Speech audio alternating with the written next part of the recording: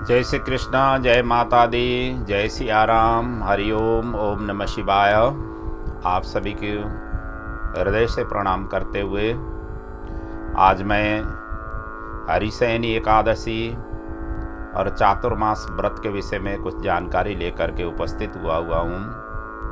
हरिशयनी एकादशी जुलाई 1 तारीख को बुधवार के दिन पड़ रहा है और इसी दिन से ही चातुर्मास व्रत प्रारंभ हो जाता है और ये नवंबर 25 जिस दिन देवोत्थानी एकादशी है वहाँ तक ये चातुर्मास व्रत रहेगा। और यही देवोत्थानी एकादशी के दिन तुलसी विवाह के साथ चातुर्मास व्रत का पूर्ण हो जाता है। हरिशयनी एकादशी के दिन में मैया तुलसी को रोपण करना चाहिए मठ में और उनकी नित्य सेवा करते हुए, और यही तुलसी मैया को ही देवोत्थानी एकादशी के दिन तुलसी विवाह करने का हमारे शास्त्रीय में विधान है। हरिशयनी एकादशी के दिन हमें क्या करें? एक तो तुलसी रोपण करना है, दूसरी भगवान विष्णु को विष्णु से संबंधित जो भी विग्रह हो उन विग्रहों के प्रतिमाओं को पंचामृत से, गंगा जल आदि से विशेष रूप से स्नान करा करके श्वेत वस्त्र धारण करके उस दिन शयनोत्सव मनाना चाहिए, करना चाहिए।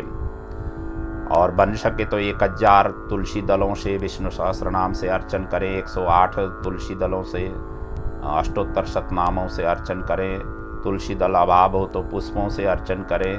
विशेष रूप से भगवान विष्णु से संबंधित स्तोत्र मंत्रों का पाठ चिंतन मनन करते हुए इस दिन को पवित्र रूप से इस दिन को व्रत धारण करें।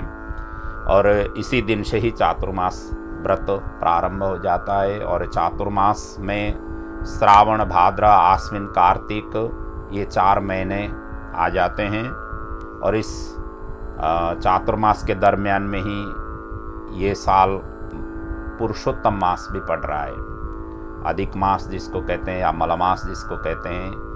और ये पितृ विसर्जन अर्थात सितंबर 18 तारीख से अक्टूबर 16 तारीख तक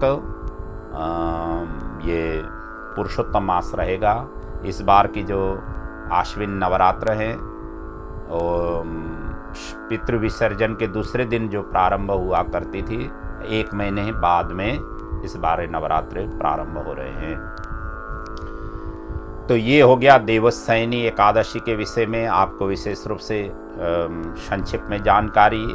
ये देवशयनी एकादशी क्यों पड़ा? भगवान विष्णु इस दिन से लेकर 4 महीने तक शयन करते हैं, आराम करते हैं। कुछ ग्रंथों में लिखा हुआ है क्षीर सागर में भगवान विष्णु सो जाते हैं, और कुछ ग्रंथों में लिखा हुआ है इन दिनों में भगवान विष्णु बलि की प्रार्थना पर पाताल में जा कर के उनके पहरे देने के लिए पाताल में चले जाते हैं। इसीलिए पृथ्वी तल में भगवान विष्णु नहीं होने से पालन करने का अधिकार जो है अभिवारा है भगवान विष्णु का रहता है।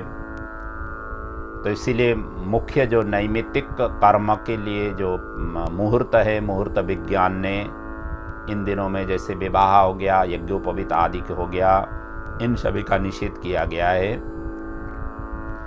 तो इसीलिए ये चतुर्मास में विवाह आदि का मुहूर्त हमें नहीं मिलती है। केवल नित्य कर्म ही विशेष रूप से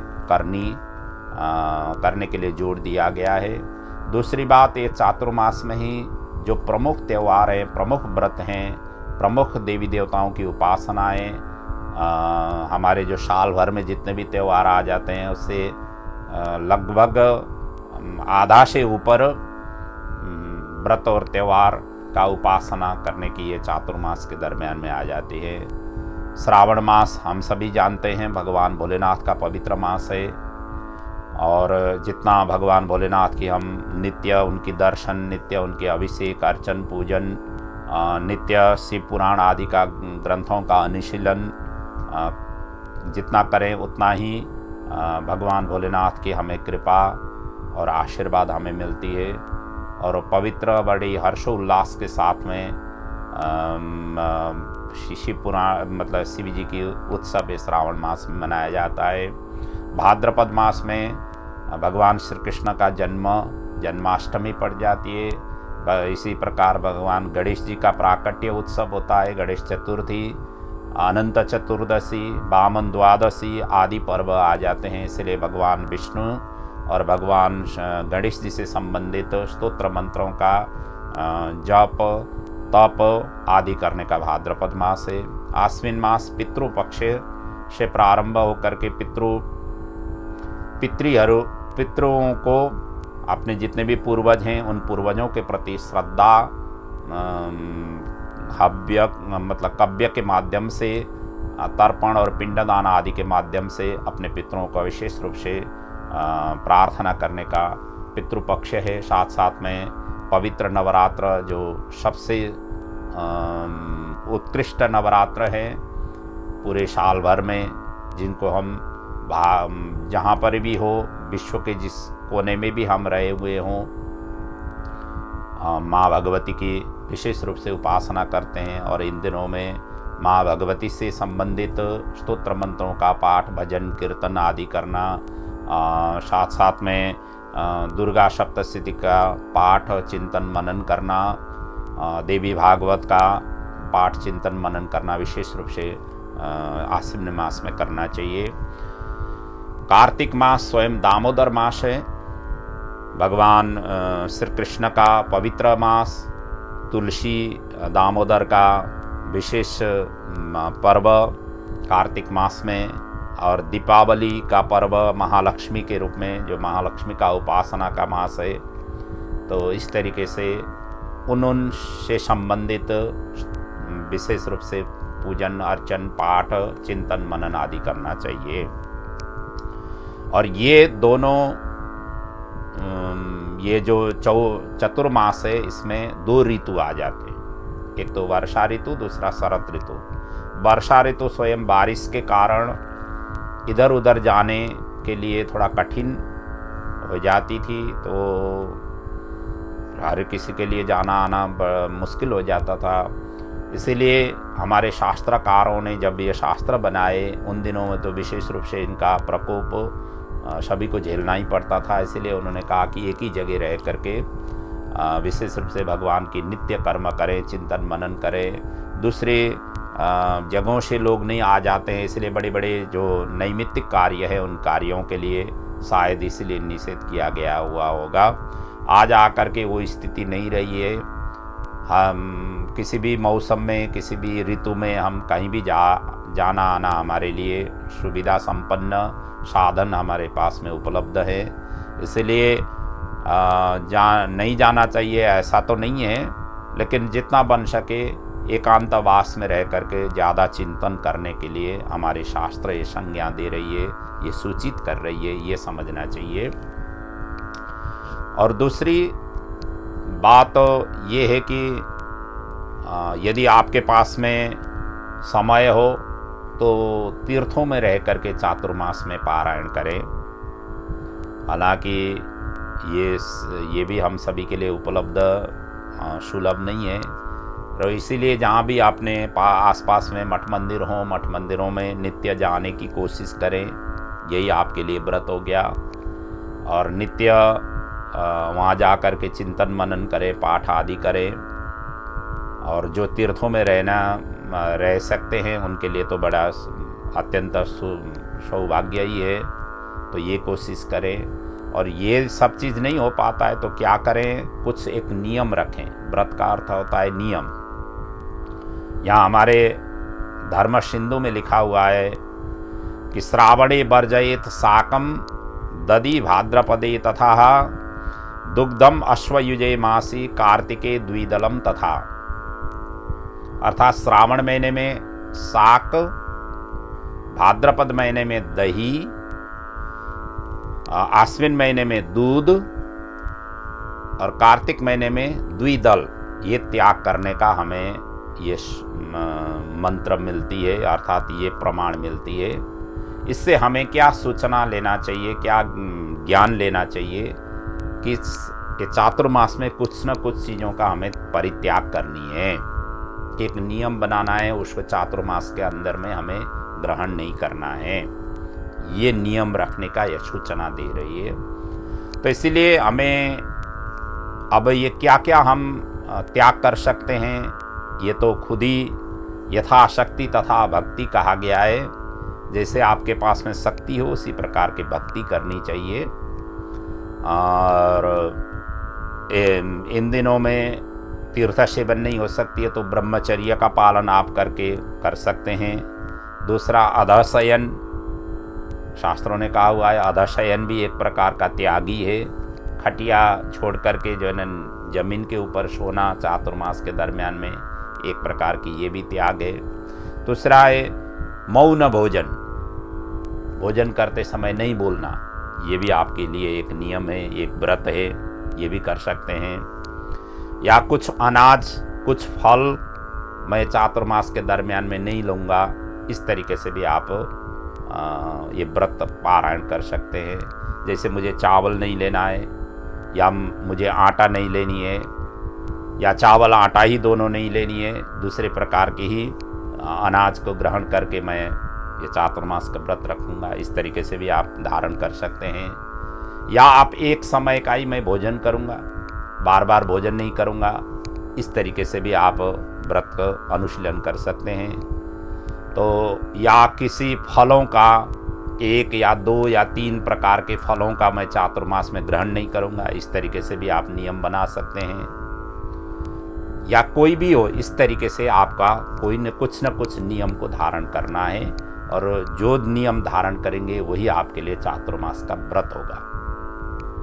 साथ साथ में जो जो पवित्र त्यौहार हैं, पवित्र दिन जो आ जाते हैं, मैंने पहले ही बताया कि अधिकतम व्रत और त्यौहार उत्सव इन चातुर्मास के दरमियान में ही आ जाती है। अधिकतम उन उत्सवों को बड़ी हर्षोल्लास के साथ में संलग्न होकर के उनको उजवाएं।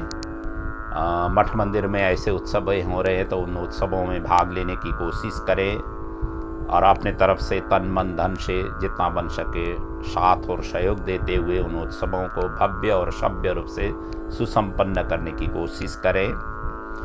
और इन चातुर्मास में आप अब क्या क्या करें, ब्रह्म मुहूर्त में उठने की कोशिश करें, आप एक नियम बनाएं, ये भी आपके लिए व्रत है।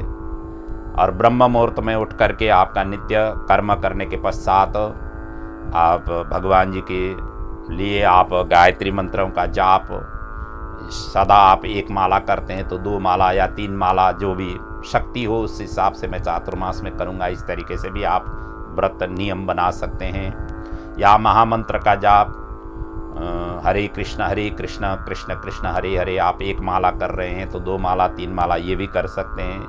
कोई भी भगवान के बीज मंत्रों का जाप, इनका भी आप नियम एक बना सकते हैं कि मुझे इतना करना ही है। या आप पाठ करने में ज़्यादा आपको दिल लगती है तो जैसे रामचरितमानस का पारायण ये चातुर्मास के दरमियान में करूँगा, या भागवत पारायण करूँगा, या नित्यमय गीता पाठ करूँगा चातुर्मास के दरमियान में, कम से कम 1 अध्याय में गीता प्रतिदिन पाठ करूँगा, तभी मैं अन्य कार्य करूँगा। इस तरीके से भी आप नियम बना सकते हैं। कोई भी हो, आपको नियम बनाना है, 1 2 3 4 जितने भी आपसे नियम पालना हो सकती है उतना नियम को आपको धारण करके चातुर्मास व्रत आप रख सकते हैं। और जा कर के आपको देवोत्थानी एकादशी के दिन, जो मैंने पहले ही बताया कि 25 नवंबर को जा कर के ये चातुर्मास पूर्ण होगा। उसके पश्चात यथाशक्ति अपने शक्ति के प्रमाण से दान आदि करके, इनकी संकल्प आदि करके इनका पूर्णाहुति करनी चाहिए। जो भी अपने पास में जैसे भी शक्ति हो, सामर्थ्य हो, इस तरीके से करना चाहिए। ये तो हो गई आपको चातुर्मास व्रत के विषय में और देवशयनी एकादशी के विषय में कुछ जानकारी। और इसके पश्चात आपको व्यास पूर्णिमा, जो आषाढ़ी पूर्णिमा है, ये पूर्णिमा 4 और 5 जुलाई को पड़ रही है। इस दिन उत्तर अमेरिका, दक्षिण अमेरिका, अफ्रीका और यूरोप के दक्षिण पश्चिम भाग, इन क्षेत्रों में चंद्र ग्रहण का प्रभाव रहेगा। चंद्र ग्रहण में क्या करें क्या नहीं करें, ये इसके विषय में मैंने पिछले वीडियो में आप सभी को जानकारी दिया हुआ हूँ। लॉस एंजल्स के टाइम के हिसाब से, कैलिफोर्निया के टाइम के हिसाब से 4 तारीख, इस दिन सैटरडे का दिन है, 4 जुलाई, 8:05 में ये चंद्र ग्रहण प्रारंभ होगा और 10:52 तक रहेगा। उस समय ग्रहण का पूर्णाहुति होगी। और न्यूयॉर्क साइड में हो तो 11:07 और 1:52-53 कितने मिनट में जा कर के पूर्ण होगा। तो इस तरीका का ग्रहण का है। और चंद्र ग्रहण में 3 प्रहर पहले ही सूतक प्रारंभ हो जाता है। सूतक का अर्थ होता है अपवित्र अवस्था। अपवित्र अवस्था में पवित्र कार्य करने के लिए निषेध किया गया है। ये सब चीज़ का आपको पालन करनी होगी। और इस दिन व्यास पूर्णिमा है, व्यास जी का जन्मदिन है। व्यास हमारे सभी शास्त्रों के गुरु हैं। उनके प्रति श्रद्धा अवनत होकर के ससम्मान करने का, स्मरण करने का, उनके लिए चिंतन मनन करने का, उनसे आशीर्वाद लेने का प्रमुख दिन है। और आपने गुरु धारण किया हुआ है तो गुरु स्थान में अपने तरफ से कुछ न कुछ उपहार आदि अर्पण करते हुए गुरु की सेवन पूजन अर्चन करने का ये पर्व है। तो यथाशक्ति अपने गुरुओं के प्रति श्रद्धा अवनत होकर के व्यास पूर्णिमा आप मना सकते हैं। और इन्हीं सूचनाओं के साथ विशेष रूप से आप इन चातुर्मास में आप कोई न कोई नियम धारण करके इसको पालना करने की कोशिश करें। और नियम ही व्रत है, व्रत ही हमारे भगवान के नज़दीक जाने का एक रास्ता है। और नियम से ही बंधे हुए व्यक्ति ही जीवन में आगे बढ़ सकते हैं। और ये धारण करने की प्रेरणा आपको मिले और भगवान आपको शक्ति दे उस कार्य के लिए आप उसमें कर सकें। यही आप सभी को सूचना देते हुए भगवान आप सभी के जीवन को मंगल करे, खूब तरक्की, उन्नति, प्रगति हो, बच्चों में शुभ आशीर्वाद हो, खूब पढ़ाई लिखाई में मन लगा करके आगे बढ़े बच्चे। और घर घर में भगवान की चिंतन मनन, नित्य स्तवन पाठ आदि हो। और खूब इसी जीवन में प्रभु को सन्निकट प्राप्त करने की उद्देश्य से आप निरंतर अनवरत रूप से आराधना करें। यही प्रभु आपको प्रेरणा दें। इन्हीं शब्दों के साथ इस प्रसंग को मैं यहीं पर आप सभी से विदा लेते हुए यहीं विराम ले रहा हूँ। प्रभु हम सभी को मंगल करें। ओम पूर्णमदः पूर्णमिदं पूर्णात् पूर्णमुदच्यते पूर्णस्य पूर्णमादाय पूर्णमेवावशिष्यते। ओम शांति शांति शांति। ओम।